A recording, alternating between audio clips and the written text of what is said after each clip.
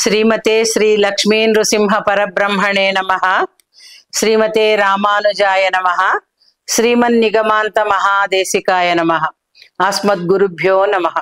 ఆళ్వారుల చరిత్రను చెప్పుకునే క్రమంలో మనము ముదలాళ్వార్లుగా చెప్పబడేటటువంటి మొదటి ముగ్గురు ఆళ్వార్లను గురించి చెప్పుకుంటున్నాము. దాంట్లో ఒక ఇద్దరిని మనము చెప్పేసుకున్నాం. ఇప్పటికీ సరోయోగి అనేటటువంటి మొదటి ఆళ్వారుని చెప్పుకున్నాము. పూదత్తాళ్వార్ అనే పేరుతో రెండవ వారిని చెప్పుకున్నాము. ఈ రోజున పేయాళ్వార్ అనే పేరు కలిగినటువంటి ఆళ్వారుని గురించి మనం చెప్పుకోబోతున్నాము. ఈ పేయాళ్వార్లు శ్రీ మహావిష్ణువు యొక్క పంచాయుధాలలో ఒకటైనటువంటి నందకము అనేటటువంటి ఖడ్గము యొక్క అంశతో అవతరించినటువంటి వారుగా చెప్పబడుతున్నారు. మనం పంచాయుధ స్థుతిలో ఆ నందకము గురించి చెప్పుకుంటాము. ఎటువంటి నందకము అంటే రక్షోసురాణం కఠినోగ్ర కంఠ ఛేద క్షర క్షోణిత దిగ్ధధారం తం నందకం నామ హరే ప్రదీప్తం ఖడ్గం సదాహం శరణం ప్రపద్యే అంటూ ఆ నందకాన్ని మనము స్తుతించడం అనేటటువంటిది చేస్తూ ఉంటాము. అటువంటి నందకాంశ సంభూతులైనటువంటి వారుగా ఈ ఆళ్వారు చెప్పబడుతూ ఉన్నారు.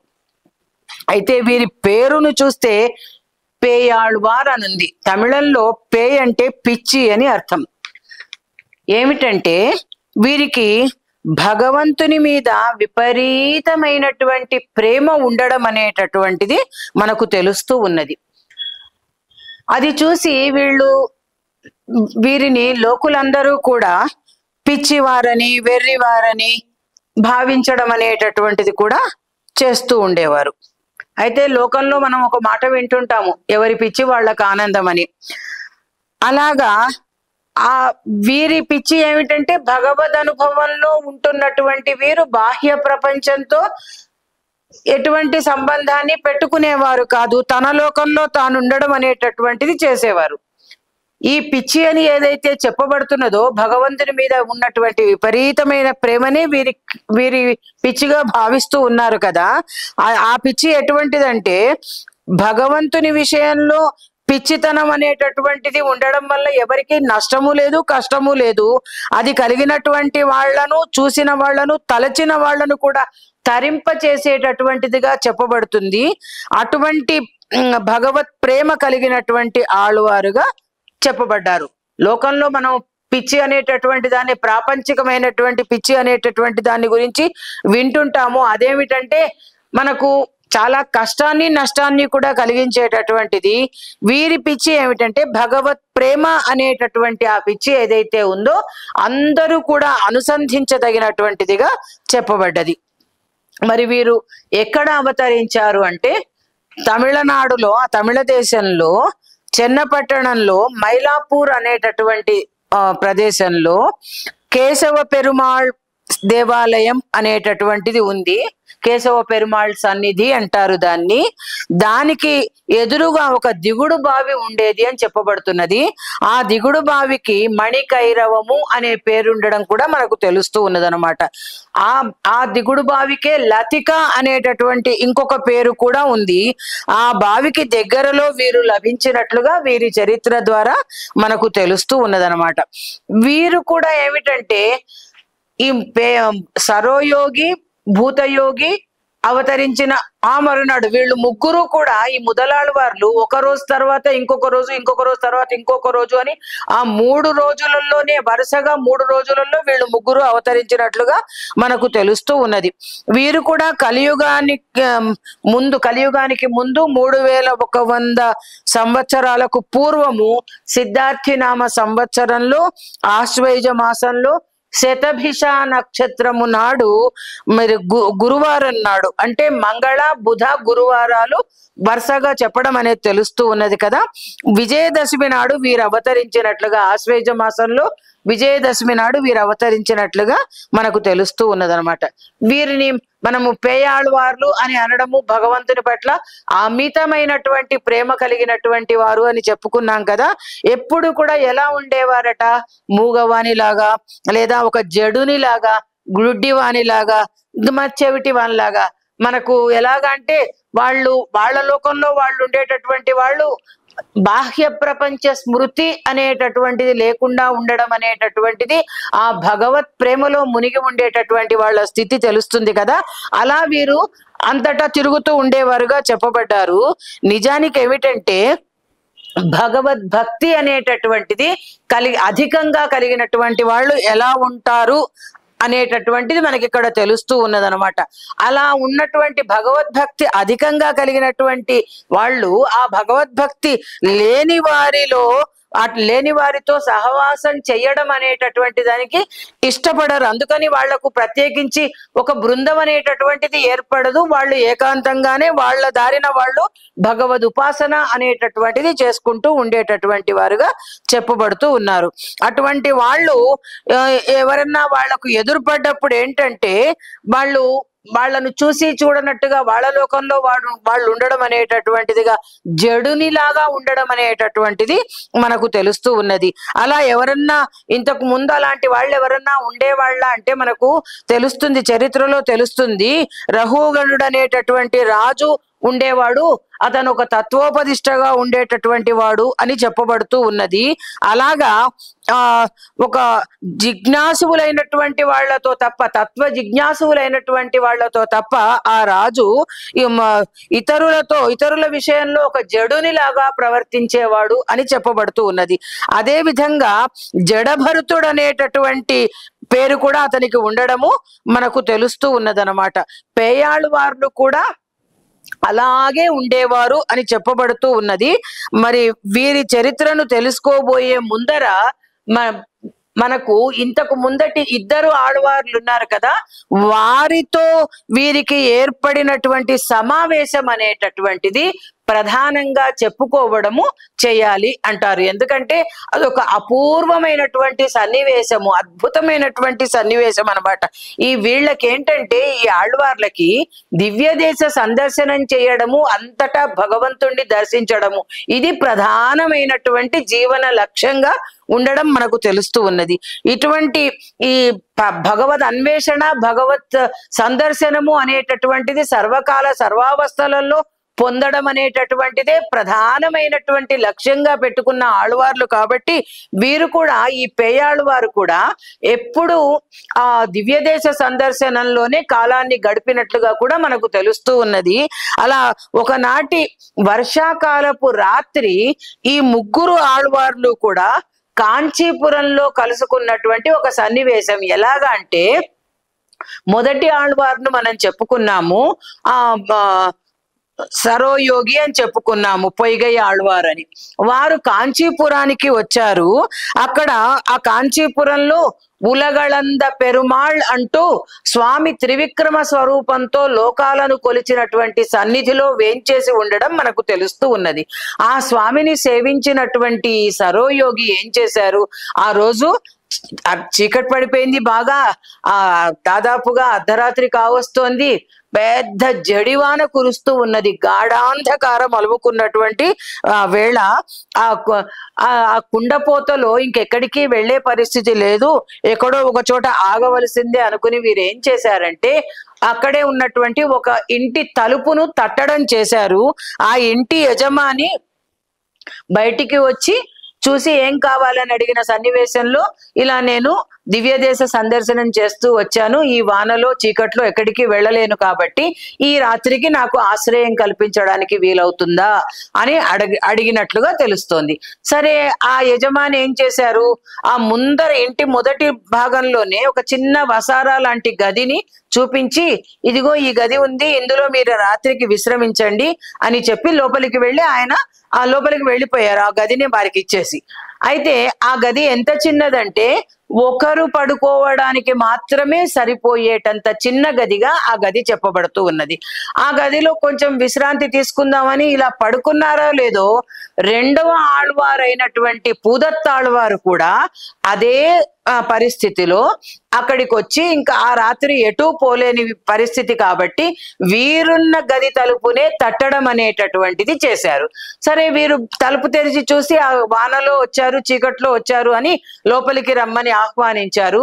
గది చాలా చిన్నది, ఒకరు పడుకోవడానికి సరిపోతుంది, కానీ ఇద్దరు కూర్చోవచ్చు, కాబట్టి లోపలికి ఏం చేయండి అని చెప్పి ఇలా పిలిచి వాళ్ళిద్దరూ లోపలికి వచ్చిన తర్వాత తలుపు వేశారు.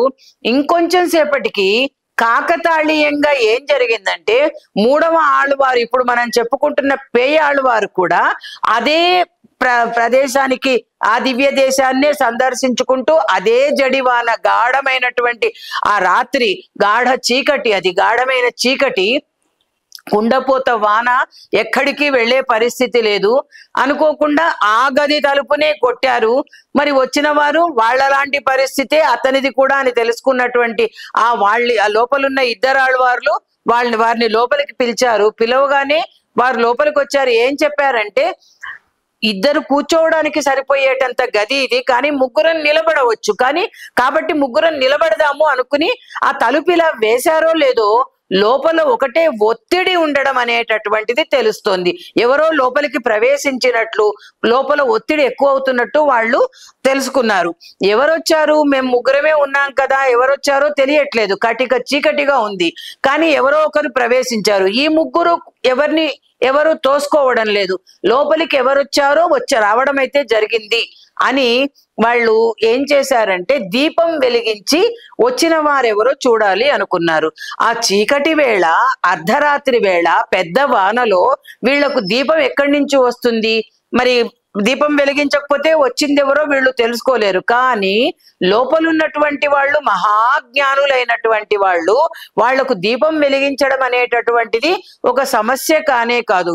కాబట్టి ఈ మొదటి ఆళ్వార్ సరోయోగి అనేటటువంటి వారు ఒక దీపాన్ని వెలిగించారు. ఎలా వెలిగించారు అంటే, సమస్త భూమండలాన్ని ఒక ప్రమిదగా చేసి అందులో భూమికి మూడింతలుగా ఉండేటటువంటి నీటిని, సముద్ర జలాలను నూనెగా చేసి, సూర్యుణ్ణి ఒత్తిగా చేసి దీపాన్ని వెలిగించడం అనేటటువంటిది చేశారు.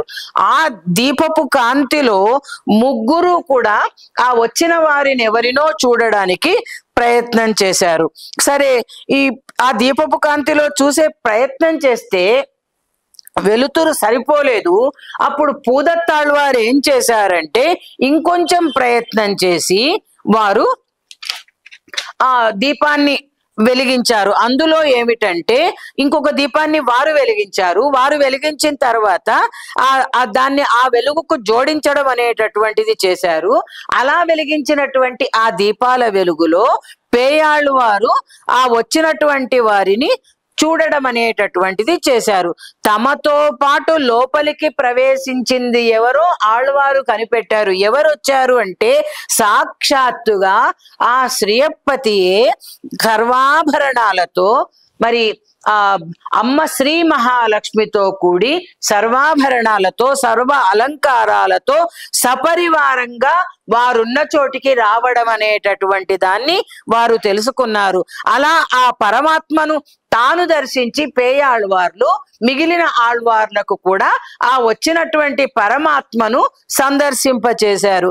అలా సందర్శించిన వాళ్ళు ముగ్గురు కలిసి పరమాత్మను దర్శించినటువంటి ఆ ఆనందంలో ఏం చేశారంటే, అద్భుత రస ఘనమైనటువంటి భగవత్ లీలా వైభవాన్ని తెలియజేసేటటువంటి 3 ప్రబంధాలను వెలయింప చేయడము చేశారు.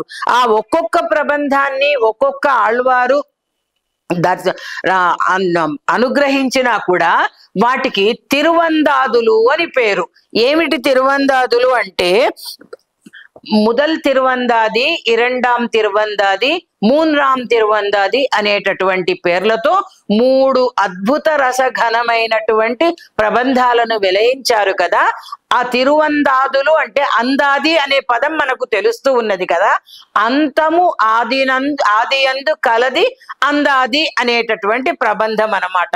మనకు రామానుజ నోత్తందాది ఇలాంటి పేర్లతో ఈ అందాదులు అనేటటువంటి ఇది ఒక సాహిత్య ప్రక్రియగా తెలుస్తూ ఉన్నది. అటువంటి అంత మొత్తము చివరి యందు ఆదిగా కలది. ఒక పాదము యొక్క ఒక పాసురం యొక్క అంతము ఏ పదంతో ముగుస్తుందో రెండవ పాసురం యొక్క ఆది ఆ పదముతో మొదలు కావడం అనేటటువంటిది జరుగుతుంది. అలాంటి పాసురాలు కలిగిన ప్రబంధాలను తిరువందాదులు అని అనడము ద్రావిడ సాహిత్యంలో ఒక ప్రక్రియగా మనకు తెలుస్తూ ఉన్నది. ఈ ముదల్ తిరువందాది అనేటటువంటి దాన్ని పొయ్గై ఆళ్వార్లు పాడడం చేస్తే రెండవ తిరువందాది దాన్ని ఇరండాం తిరువందాది అంటారు. దాన్నేమో ఈ పూదత్తాళ్వార్ అనేటటువంటి వారు అనుగ్రహించడం చేశారు. మూడవ దాన్ని మూన్రాం తిరువందాది అంటారు. ఆ మూన్రాం తిరువందాది అనేటటువంటి దాన్ని పేయాళ్వార్లు అనుగ్రహించడం అనేటటువంటిది కూడా మనకు తెలుస్తూ ఉన్నదనమాట. అయితే మొదటి ఇద్దరు ఆళ్వార్లు దీపాలను వెలిగించడము అనేటటువంటి దాన్ని తెలుసుకున్నాం కదా. ఏమిటి అంటే వారి భావన జ్యోతులను వెలిగించడం అనేటటువంటిది అక్కడ మనకు తెలుస్తూ ఉన్నది. అది కూడా తమ యొక్క శ్రీ సూక్తుల ద్వారా వారు వెలిగించడం అనేటటువంటిది ఈ సన్నివేశము మనకు తెలుస్తూ ఉన్నదనమాట. ఇది తెలియజేస్తూ ఉన్నటువంటి ఒక అద్భుతమైనటువంటి విషయము ఏమిటంటే పరమాత్మ కూడా లోపలికి రావడానికి కారణం ఏమిటి? అది కూడా ఒక్కడు రాలేదు, సపరివారంగా అద్భుతమైనటువంటి ఆభరణాలు అలంకారాలతో ఆయుధాలతో వేంచేయడం అనేటటువంటిది తెలుస్తూ ఉన్నది. అలా వచ్చినటువంటి పరమాత్మను వీరు ఆ ప్రబంధాలలో పాడడం అనేటటువంటిది, తిరువందాదులలో పాడడం అనేటటువంటిది మనకు తెలుస్తూ ఉన్నది. ఆ లోకం కోసం ఆ సూక్తులను ఆ పరమాత్మనే వారి చేత పలికించినట్లుగా కూడా మనకు తెలుస్తూ ఉన్నది. అటువంటి అద్భుతమైనటువంటి ఈ తిరువందాదులను స్వామి వెలయింపచేశాడు వారి నోటి వెంట.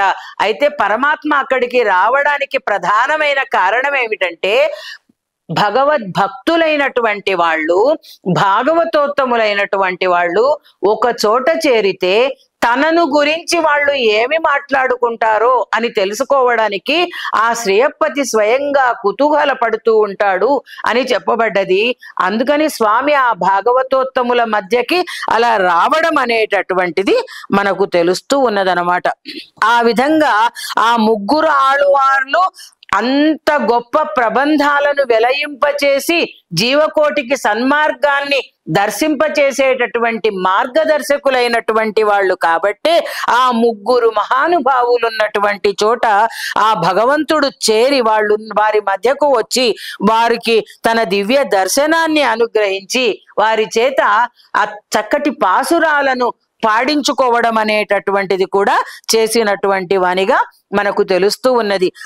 వాళ్ళు అందించినటువంటి ఆ పాసురాల వైభవం ఏదైతే ఉందో మనలాంటి వాళ్ళందరికీ కూడా మన హృదయాలలో యుగాలుగా గూడు కట్టుకున్నటువంటి అజ్ఞానం అనేటటువంటి అంధకారాన్ని రూపుమాపేటటువంటివిగా వాళ్ళు వెలయించినటువంటి ప్రబంధాలు భగవత్ సంబంధమైనటువంటి జ్ఞానాన్ని పొందించేటటువంటివిగా మనకు ఆ పాసురాల వైభవం అనేటటువంటిది తెలుస్తూ ఉన్నదనమాట. ఈ ఆళ్వార్లు ముగ్గురు కూడా వెలయించిన వాటిల్లో ఒక్కొక్క పాసురాన్ని మనం ఒకటొకటిగా చెప్పుకుంటే வையந்தகளியா வார்க்கடலே நெய்யாக வைய கதிரோன் விளக்காக செய்ய சுடரு ஆழியான் அடிக்கே சூட்டினேன் సొన్మాలై ఇడరాళి నింగుగవే ఎన్రు అంటూ మనకు చెప్పుకున్నాము. భూమిని ఒక ప్రమిదగా భావించడం అనేటటువంటిది, భూమికి 3 రెట్లు నీరు అనేటటువంటిది చెప్పు, భూమి చుట్టూ వ్యాపించి ఉండే సాగర జలాలను అందులో ఒక తైలంగా నెయ్యిగా భావించడం అనేటటువంటిది చేసి అంత పెద్ద ప్రమిదకి ఎంత పెద్ద ఒత్తి అయితే సరిపోవాలి కాబట్టి జగచ్చక్షువైనటువంటి సూర్యుణ్ణే ఒత్తిగా చేసి వెలిగించడం అనేటటువంటిది. దీనివల్ల ప్రపంచమంతా కూడా ఆ పరమాత్మదే అనేటటువంటి దాన్ని సేవారూపంగా భగవత్ సేవారూపంగా దాన్ని సందర్శింప చేయడం అనేటటువంటిది అంతా కూడా సమస్త చరాచర ప్రపంచం కూడా ఆ పరమాత్మ యొక్క ఆధీనమే అనేటటువంటి దాన్ని మనకు దర్శింప చేయడం అనేటటువంటిది చేశారు. మొదటాళ్వారు అలా దీపం వెలిగిస్తే రెండవ ఆళ్వారు ఏం చేశారు? అన్బేదగళియా ఆర్భమే నెయ్యాగా ఇన్బురుగు సిందై ఇడుదిరియా నన్బురిగి జ్ఞానచ్చుడరు విళక్కేత్తినేన్నారణర్కు జ్ఞాన తమిళ్ పురిందనాన్ అంటూ చెప్పబడ్డది. ప్రేమనే ఒక ప్రమిదగా చేసి ఆర్తిని, పరమాత్మను సందర్శించుకోవాలనేటటువంటి వారి ఆర్తిని నెయ్యిగా చేసి ప్రీతిపూర్వకమైనటువంటి ధ్యానం అనేటటువంటి దాన్ని ఒత్తిగా చేసి వీరు దీపం వెలిగించినట్లుగా మనకు తెలుస్తూ ఉన్నది. వీరు దీపాన్ని జ్ఞానచ్చుడరు విళకేత్తినేన్ అంటూ జ్ఞానంతో వెలిగించినటువంటి వారుగా చెప్పడం అనేది మనకు తెలుస్తూ ఉన్నది. ప్రాపంచికమైనటువంటి వస్తువులు ఏవైతే ఉన్నాయో అవి ఇంద్రియాలకు గోచరిస్తూ ఉంటాయి, కానీ అంతర వస్తువుల జ్ఞానం అనేటటువంటిది ఒకరు కలిగించవలసిందే తప్ప తనంతట తాను వెలిగేది కాదు అని ఈ పాసురంలో చెప్పడం అనేటటువంటిది మనకు తెలుస్తూ ఉన్నది. అద్భుతమైనటువంటి దీంట్లో మూడవ ఆళ్వారు ఏం చెప్తున్నారో చూడండి. పేయాళ్వారు సందర్శనం చేసుకున్నారు. ఆ ఇద్దరు ఆళ్వార్లు వెలిగించినటువంటి ఆ దీపపు కాంతులలో తిరుక్కండేన్ పొన్మేని కండేన్ తిగళుం అరుక్కన్ అని నిరముం కండేన్ సెరుక్కిళరుం పొన్నాళి కండేన్ పురిసెంగం కై కండేన్ ఎన్నాళి వಣ್ಣన్ పొలిందు అంటూ వీరు అద్భుతమైనటువంటి విధంగా భగవత్ సందర్శనాన్ని, అమ్మవారితో కూడినటువంటి స్వామిని, ఆ పరమాత్మ యొక్క దివ్య ఆభరణాలను, ఆయుధాలను అన్నింటినీ కూడా మనకక్కడ దర్శింప చేయడం అనేటటువంటిది చేశారు. తర్వాత వీరు దాదాపుగా 3125 సంవత్సరాల కాలం వరకు కూడా ఈ భూమి మీద వేంచేసి ఉన్నటువంటి వారుగా మనకు తిరుమలిశయ్య ఆళ్వార్ అనేటటువంటి ఆళ్వార్ల గురించి వస్తుంది. అక్కడ మనం వీరి వైభవాన్ని ఇంకా చెప్పుకుందాం. తులా శతభిషాగ్జాతం మయూరపురి కైరవాత్ మహాంతం మహదాఖ్యాతం వందే నందకాంసజం దృష్ట్వా తృష్టా వయో విష్ణుం రమయౌ మయిలాధిపం కూపే రక్తోత్పలే జాతం మహదాహ్వయమాశ్రయే అంటూ ఈ శ్లోకం ద్వారా ఈ పేయాళ్వార్ను స్మరించుకోవడం అనేటటువంటిది చేస్తూ ఉంటారు. ఆళ్వార్ తిరువడిగళే శరణం.